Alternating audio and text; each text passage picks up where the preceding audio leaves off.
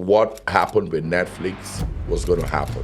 From the business point, it was not sustainable. The content was bought for XYZ amount. They say it was bought XYZ, like, and maybe it's just the industry thing where people want to overhype themselves. By the end of this conversation, if you still don't know how to monetize that your content, I wouldn't know what to say to you. You think you're very popular, take your face, make a t-shirt, sell it for 10,000 naira, and ask 1 million of your fans to buy it. Today we're cutting through the noise with someone who has been in the forefront of content monetization and distribution in Africa for over a decade. I know some guys who, because of the current streaming platform, went to take loans hoping that, by the time they finish producing, these guys will buy. And then unfortunately, they're out of the market. Today we have Mr. Celestine Umeibe, the CEO of Arewa 24. As a content creator, one question you should always have to answer yourself is that this content I'm creating, who pays for it? Oh, I love to tell this story, I'm passionate about it. Except you're doing it for free, then don't complain. Celestine isn't here to talk about himself. He's here to show us what works. If you want your work to earn and keep earning, trust me, you don't want to miss it. Welcome to the show. Hey, good to be here. Thank you very much. Yeah. So you took over Arewa 24 this year. Up until that moment, what were you doing? Well, so when you say I took over Arewa 24 this As the CEO. well, the title, yeah. So for those who know me, just a bit of background. Yes, I'm someone who likes working very much behind the scene. Yes, titles are important, but for me, it's about following the money in media and business. So from day one, I've been responsible for Arewa 24's commercialization. I had a mandate of delivering 100,000 subscribers. Remember, this is when multi-choice was big. And then in 1 year, I delivered 400,000 subscribers. Wow. And in Star Times, I was awarded the most excellent staff. When you think about Arewa 24, you think about the North. But getting to find out that right now you are not in the North, but I think you are in up to over 5 African countries. 8 West African countries. So imagine myself as a filmmaker, that would kind of be my vision of how do I have presence in other African countries. You produce in such a way that you can possibly export this content. What people want to know is about the story. So yes, the stories can be consumed. And we've had a few also from Nigeria that are content like Anikulapo and the rest, produced here, but you can export them. But when the stories and then the production quality don't resonate, then it becomes difficult to take it outside of this shores. No one is going to pity you and buy your content out of pity. But if it matches up with what is out there in the global market, this is where we need to go, very local, tell stories, but in a way that, that is going to be appealing to the audience that we're also expecting to serve out there. Trust me, language is no longer a barrier. With the use of AI today, you can get one content in 10, 15, 11 languages. I think there should be more better infrastructure, private sector, government, content producers, for us, to find a way we can further export this content, because it appears that internal consumption alone would not do it. So some of this content also needs to be fully distributed. I think we've got, something big more in our hands, but we need to find a way to align ourselves to be able to accept it in that market. How do we put our content, whether it's documentaries, whether it's commercial, whether it's comedy skits, whatever it is, how do we put it in a market that pays? In other words, if you have a content, how can you monetize it? What strategy? For me, it's about, does your content resonate to the kind of target audience you have in mind? A whole lot of people try to make content, so whatever content you're creating in your mind, as a content creator, one question you should always have to answer yourself is that this content I'm creating, who pays for it? Their content is sometimes you're shooting, and maybe the money is in the hands of the NGOs. So even before you produce that content, maybe a content that is going to address gender-based violence and you're passionate about it, if you research well, there are probably NGOs that would have put their monies into that content even before you start producing. Now, that saves you the stress of using your own capital to produce. And then because they have also produced, maybe you even have more money to be able to buy airtime and still get brands who are going to come after you've done your post-production to be either co-sponsors on that program. And then you can still monetize that content, on streaming platforms or on YouTube and other stuff. So, like I said, content provider must sit down and say, this, it's not only about, oh, I love to tell this story, I'm passionate about it. Except you're doing it for free, then don't complain. Well, I mean, there's nothing wrong too for trying to do something to say, I just want to do it, I don't care about the money. Maybe that's fine too. And then it could be some people's, probably fulfilling their purpose, and that's fine. But if you want to really do it for the business sake, then you need to sit down and say, okay, from this point to this point, look at the whole ecosystem, who's going to be interested in this content, who's that.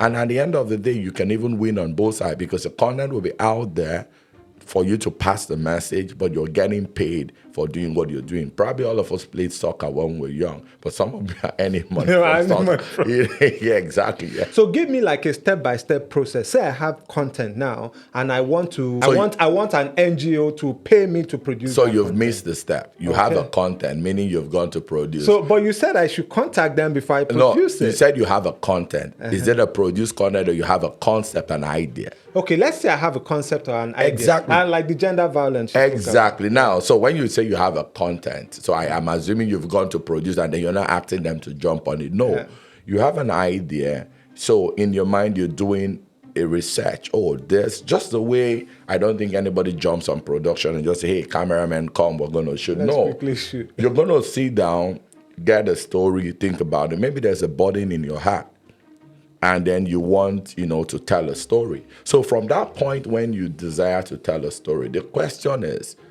what do you want to make out of this story? Do you just want to tell the story for telling's sake, or you want to tell the story because you think it's an important story to tell, which is good, and then you also want to make a living out of telling stories?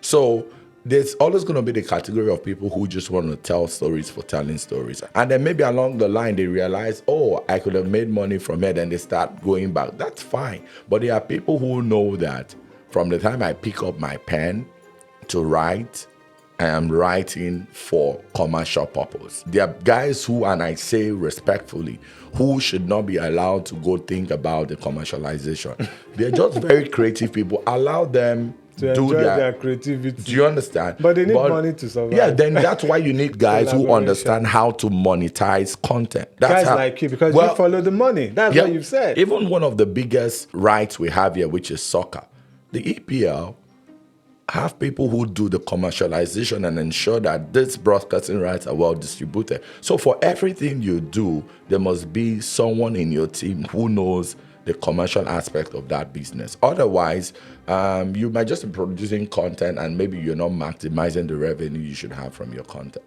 So it's important. There are some people who you would probably want to go from day one. And I don't want to mention names of angels, but there are a lot of them. And I'm sure some people know what I'm talking about. You go to them, you get a story, they find it, and then first is you get them. And they also want to know for them, because remember, when the angels are putting in their money, for them, what they want is the eyeballs, the reach. So they also want to know what kind of strategic partners you have, especially when it comes to Africa, Nigeria, and West Africa.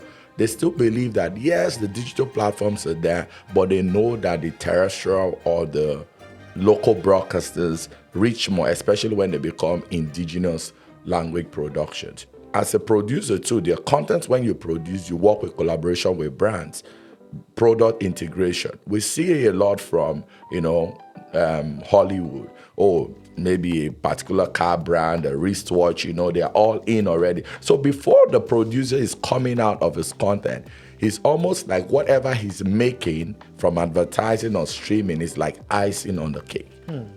That's quite powerful. So these things can help content people, take away a whole lot of burden on them before, a quality content comes out. Of course, it requires a whole lot of work. It requires a lot of engagement. But I tell you, where people begin to explore this means, then it doesn't even have to be only NGOs. You could go to brands, and every brand has, a philosophy or a story or something like corporate social responsibility they want to push out to. So, the more you work with, people like this to be able to understand, then there's a part where the agency guys also play a role. There's a part where the brand manager of this brand play a role. So working with them and reaching out to let them know that this content is available, for co-production, for partnership, reduces your risk. Because what we want to have here is shared risk, whereby you're not putting on all the whole investment. I know some guys who, because of the current streaming platform, went to take loans, hoping that, by the time they finish producing, these guys will buy. And then unfortunately, they're out of the market. So what happens to you? Because the point is that when you're making content, that's why I say, who pays for it? Who pays for it? Who pays for it? So if I'm making this content, I'm saying that this streaming platform is going to pay for it. Do I have their bond? Do I have a guarantee? Or I am hoping that they will pay for it?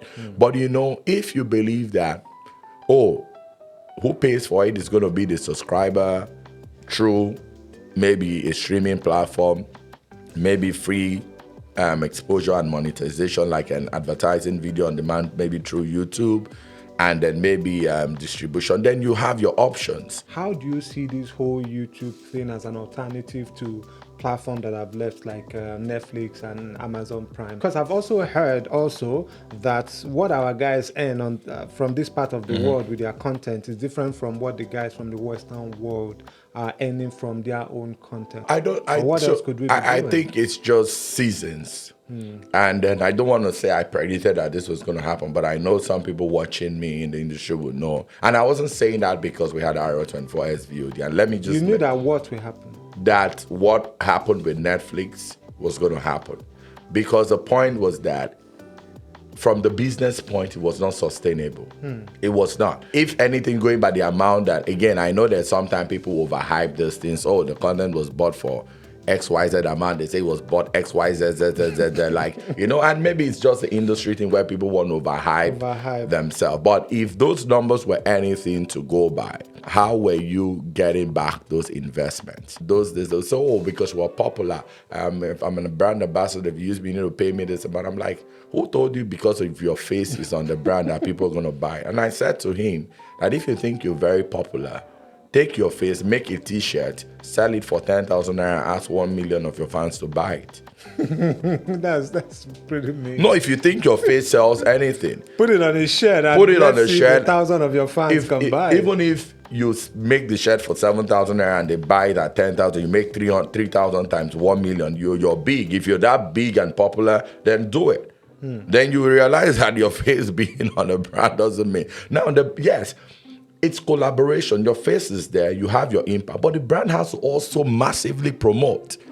They need to have a proper distribution network. They need to do other things. So having your content on Netflix or Prime, Amazon is just one aspect of the investment they're doing. They're going to pay for the marketing, this, all that. Now, people just thought, because my movie, then tomorrow they come, we sold for XYZ, we need XYZ plus dollars. And then everybody wanted to, put, and then the question is, like I said, if you go to, there's data access, there's a data platform that tells you about how streaming platform.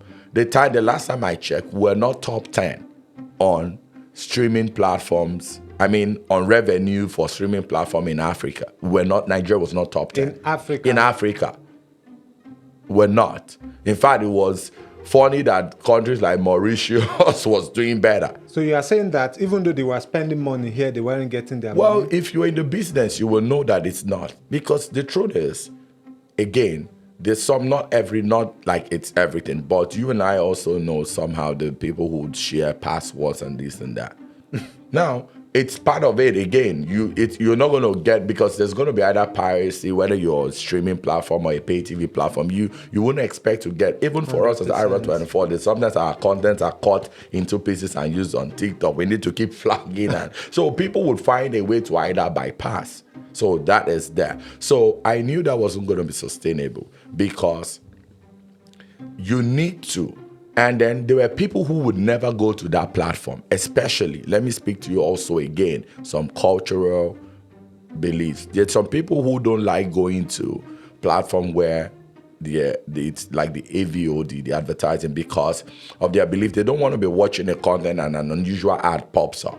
that is against their belief. So they sometimes go to a clean platform, and there are people who will say, oh, I will never go to YouTube to watch a content. Now, the difference between the business model of YouTube, if you want to, now you mentioned, and then the Prime Amazon, and this is that. These guys were paying for contents to have. YouTube just created a platform where you have done the homework and you're dumping it for free.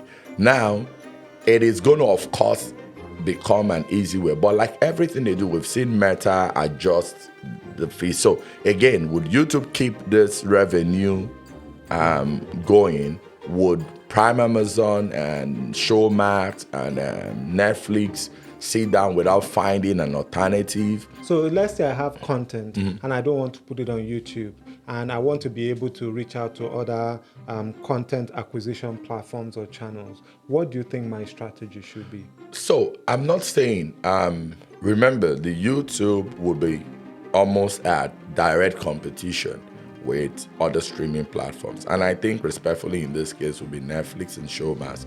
Prime Amazon, I think for a while has been battling. Again, there's always a comeback opportunity. But if you ask me, those are the Netflix's most big hit. And then Showmax that is trying to be, more African in its sense. So if you ask me, I would say that you can always have maybe the cinematic release. You have maybe some local selected channels that, depending on the nature of the content, and then also keep your YouTube. Now, for your YouTube, once you're going YouTube, then you know that you're already out of the streaming platforms. Because if most people know that they will watch it on free on YouTube, why would I go and pay to watch on that aspect? Now, there might be a few people who will say, well, I want a more ad-free platform. Do you understand? And then that can be it. But like I said, it's still something, it's a new trend that is coming up, but I think it would have started without maybe doing, but from what I think I know, it's like people who, what do you now want me to do with this content I've produced? Is hoping that this guy buy. Do you want? Okay, then the next opportunity I have is just dump. And at least instead of maybe losing entirely, let me, cut my losses and then move on. Because like I said, I don't think there was maybe a bond and an agreement to say, go produce, once you're done, we'll buy it off you. So people were producing, anticipating that this content will be purchased off the shelf. Then when it's not working, I already have an investment, maybe probably I got loans from the bank. So how do I keep it forever? And then maybe because, like I said, there were no other aspects of their plan. So in their mind, the only person who was going to pay for this content was at the time maybe a Netflix, a Prime Amazon. And then since they didn't, well, the next place I have is to go just dump it and see whatever I make from it. Are there no other international channels where creators can monetize their content other than YouTube? There are. I think for now, what is happening is a protest from content providers who felt abandoned by maybe Netflix, and then they're just going to dump it out there. I don't think the model is sustainable because if you put it out there on YouTube, remember, it might be difficult for you tomorrow to want to go maybe monetize that content to a platform, a distribution platform, because it's already there for free, so why am I going to pay you? But when it used to be like on Prime Amazon and Netflix, you have it for a number of years, and that content is returned back to you, which you fully now own, and then you can, still use it, in future. But now it's there. Now it's something interesting that we're watching, but I tell you, it's not going to be sustainable because I expect that they would come back, with a strategy expectedly. If I would do same, but let's watch how it plays. Today, in the last 4 or 5 months, that's been the trend. Would that be sustainable? I doubt it. Because very soon there's something that is going to soon anger people that, maybe I used to make 10 cents, per view, and tomorrow it's going to be reviewed to 3 cents or 5 cents because they feel they've captured the market and they begin to dictate, what you get and what you don't get. So at the end of the day, business decisions will be made. And then if it favors these people or not, then people will either revert back. And I hear I know about 3-4 indigenous ones that are coming together to also launch a platform that is indigenous, how they also collaborate, and the kind of content they are able to bring on their platform. At the end of the day, it's about the content. Because if the content on demand becomes what is available on this platform, then people will gradually start migrating. But depending on what people get in the form of revenue will be a determining factor too. So imagine I'm a filmmaker watching you right now. And I've just learned that, before I start to produce my content, I need to start with marketing it and thinking about the commercial. Thinking about who pays for it. Yeah, who pays for it. What would you say would be the step-by-step process to be able to ensure that whatever I'm producing, it has a commercial viability? You're in the media space, from camera, everything, just know about everything. A bit about everything. And for me, production doesn't have any typical language. Quality is quality. And I tell people sometimes the word when they say premium. I say, what is premium?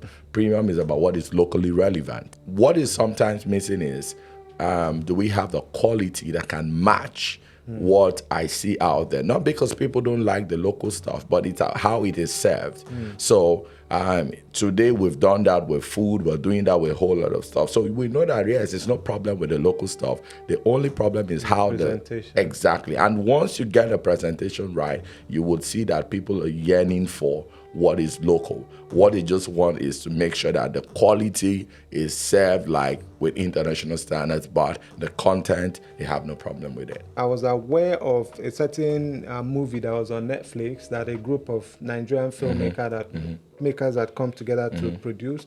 And then I think it kind of aligns with what you said. Oh, who owns it? I think the producer and the writer and the executive producer, they were all having issues over. Director might have a stake in it. They don't know what is it. Exactly. And I think it got pulled out of Netflix for a while. And then there's another one I saw, it got pulled out of YouTube because this is where I'm saying to a whole lot of people, like we talk about a partnership with having your legal guys now. You remember 10, maybe 12 years ago, people would say, oh, well, why do I need a lawyer? I'm sure a whole lot of people now in the creative space understand why you need that. Let me give you an instance. Okay, you've got a good story, you don't have the funds. I have the funds. And then we can't pay a director. And it says, okay, my fee would have been X, Y, Z, but okay, you know what? I see prospect in this, so I'm coming in. I'm waiving my fee, but I have a stake. Sometimes they become verbalized, sometimes written in such a way that there are loopholes. Because remember, we're not lawyers. Absolutely. So sometimes getting somebody to help you guys understand and clearly could save you. Because remember, at the time you were saying that nobody knew whether it was going to be purchased by that streaming platform or not. Or maybe somehow it becomes big. You don't know contents that can be big sometimes. You can assume or project, but at the end of the day, maybe this conversation will be so wild that tomorrow everybody say, oh, come and let's have a conversation. Because those who are in the business who are having this challenge understand what I'm talking about. Sometimes people just come together and say, oh, we're all writing the story. One guy brings the money and thinks, oh, because you are the executive producer that you own it. No, it could be the script writer. So if all these things are not defined and people don't probably waive their rights in a way they've either been paid, it will become a problem up the road. So people just assume that because of I'm the EP, the content is mine, I put the money. No, the intellectual property of the guy who scripted, the story comes to play. So again, I don't want to be, I'm sure you get your lawyers, but I know it be because we know we take care of all this, even for image rights. Or people just go put camera, shoot people, it's my brother, it's my friend, and you're shooting an ad, so it doesn't matter, it's my staff. No. Some lawyers will get them to sign off that being on this advert, there's an image right. Even if they're not going to be paid, I think there's a language lawyer who always, I don't know if I'm correct, they say consideration has to be sufficient but not adequate. How they mean by that? But what I mean is that for every contract, there's an offer, there's an acceptance, and there's a consideration. The consideration is whatever you've agreed to pay them or whatever they have accepted as payment for that contract to be binding. So getting a lawyer from the one to help you look at all those things, and even if it's just an advice to put an eye on the is and the was, the prepositions, can be a game changer for you. When you are small, nobody cares. One day you become big, somebody realizes, oh, this content is short then. Oh, Where's the revenue share? Anything could pop up. What metric or what can you infuse in that pitch that can increase the market potential of that content? There are two. So you're bringing in distributors and you're bringing in the brands. Yeah. Now, for the distributors, again, what they want to see is the potential metrics is about the demography, talking about the audience size that potentially. So I know a whole lot of brands today, once you just tell them, oh, this content will be serving, let's say, demography age between 16, 18 to 34. Oh, there's an excitement. If you're probably in the telecoms, they're the guys you want to, get because they are the ones who are going to use the data. If you're in the FMCG, fast-moving consumer goods, there's a tag. So the age demography is important. The next, of course, is the purchasing power, the socioeconomic class. Okay, this, can they afford it? Can they? And then dependent. So if you're selling, for instance, a Rolex, your demography will be different from the people who would probably selling an FMCG good. So why would you build a 7-star hotel in a rural area and not in the FCT? Maybe because it's cheaper for me to buy land there.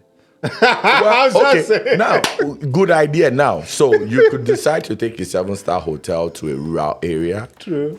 Out of But emotions. they might not have money to stay in their hotel. So what you're saying is that the audience matters. Exactly. It's about studying the market and then vis-a-vis the content you're providing and then the platform you want to use. So at the end of the day, there's a whole lot of conversation that goes back to the content developer. What are you looking at? Some people have mastered the art of knowing what to put at a point in time, whether it's on YouTube or Instagram. And you see, once it drops, there is this massive. Now, chasing the money and still keeping our moral standards within check. Because sometimes people think, oh, let me just post anything because it's going to get me the views and the kind of language, the kind of things that they put. I'm saying no. There's a way you can still keep the quality and the moral aspect very clean. So is Arewa 24 acquiring content? If so, what are the criteria or what are the things that you will look out for to acquire any content? Yes, we have acquired content, but currently the contents that we acquire now are like foreign contents that we dub into Hausa. And I just wanted to pay. So you are repurposing already existing international content? Yeah, and this is about 20% of our library because when we start. So why are you doing that? Is it because they're cheaper? No, not because of, again, like I said, it's about what resonates. Okay. You look at the corner, like we started dubbing the Indian series in Hausa, not subtitling. Indian? Yeah, Indian series. We dubbed the Turkish drama series. Which one? Is it the one where they sing a lot at the dance? No, proper good drama. Like when you think about Indian movies, it's not about singing. I know they've done better. I know they're very good. So are there like any final words? Well, I would like probably close by, maybe not add because we could have mentioned this in one way or the other, but to just say that we need more of collaborations. If you're good in writing stories, it's important to learn the commercial aspect, the distribution aspect, but look for someone in your team who probably understands that area better than you do. Not saying you should neglect it, so that you can focus on writing stories and then your team can focus on the commercialization of your content. When you've got a team like that, then it becomes more like a business than a passion. Because then they can do proper critique. Does this work? Does this not work? Then, of course, reach out, also collaborate with more platforms. Like I said, the more the merrier. If it's possible to have your content on Prime, on Netflix, on YouTube at the same time and they allow it, why not? The more the merrier. That's great. Thank you so much for coming. Thank you, Ben. All right. Thank you. You've just heard how to monetize and distribute like a pro. Subscribe, like, and share. I'll see you on the next one.